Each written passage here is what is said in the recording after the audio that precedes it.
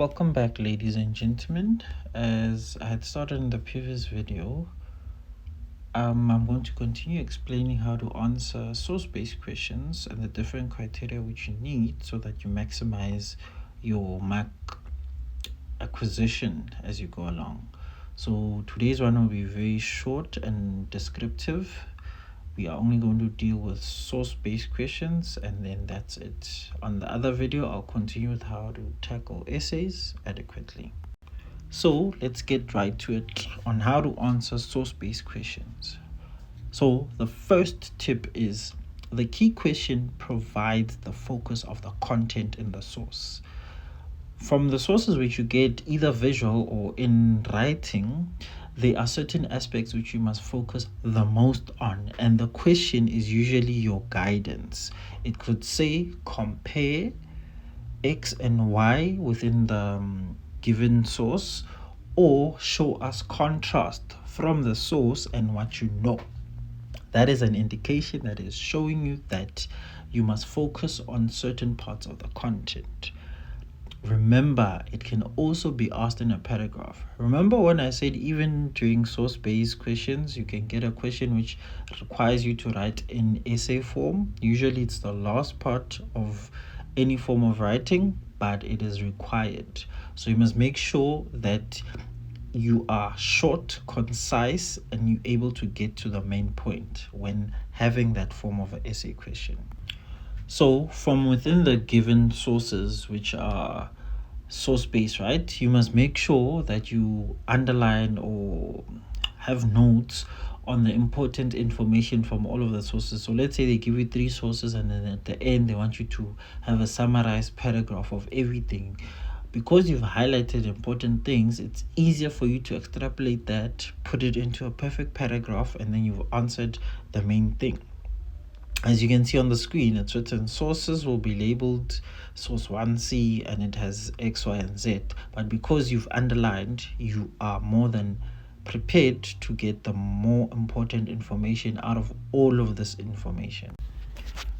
Also, from the sources which you'll be given, you must realize that they will be contextualized, which merely says that they will tell you the what, why, who, and where wrote it, because those are very important. Later on the video, I'll be explaining about biases and relatability, but usually this is how source bases are given. Then the second point when doing source-based questions is you must look at mark allocation, which basically indicates that how much information you must give for you to give a proper response according to the guidelines. Your response must be very clear, straight to the point, concise, so that you get your points. Either you get 2 points for 2 marks, 1 point for 2 marks, 2 points for 4 marks in total, right? So the important thing here when answering these source bases is you must be able to see whether a source is reliable or not. And for you to see this, you must ask the following question. What type of a source is it? Is it primary or secondary? Usually secondary sources aren't the most reliable, as they are a recollection of what someone else says, so they're not necessarily the most reliable. Primary is more reliable than a secondary source because it's what the person is saying, but it can also be biased, so one must be careful of that. You must also be able to check who created the source. Is it the actual author who was there, or is it an author who has a biased view and is trying to relay a certain biased view of it, right? You must also check the date. Sometimes the date is either predated or after the recollection. And what is the whole purpose of it? Were they trying to tell us something, or were they trying to push a certain narrative? You must be able to suss out that type of information. Also, what makes a source unreliable is it is biased and it only gives one version. For example, most of the history books being written by white people are very biased because it's from their point of view. They never vilify the parts. For example, they say they call the Zambian waterfall that is famous to the world Victoria's Fall. That waterfall was there way before Victoria was there. So you see how biased that is. It's a biased rendition and a source of information which is very wrong. So you must be able to see if the source's information is to the point and to the T to what you're looking for. But if there's a hint that it might be exaggerated, chances are it's very unreliable and biased. Then you must see whether the source is useful or not, right? So by asking the questions that what does the source tell you? Is it valid? Who created the source? When was it created? Looking at the purpose of the whole source, that creates whether it's useful or it was just pushing propaganda, and then that gives you a positive or negative form of review, which is called bias, right? If you agree with the source, what is it showing you that is making you to believe the source? Why is it typical of the time, as in the writing style, who's writing it, and the way in which they relay this message? And then also, can you relate to the source? Is there further corroboration? Is there a source similar to that substantiates the exact same thing which is said? Those are the things that you need to look at.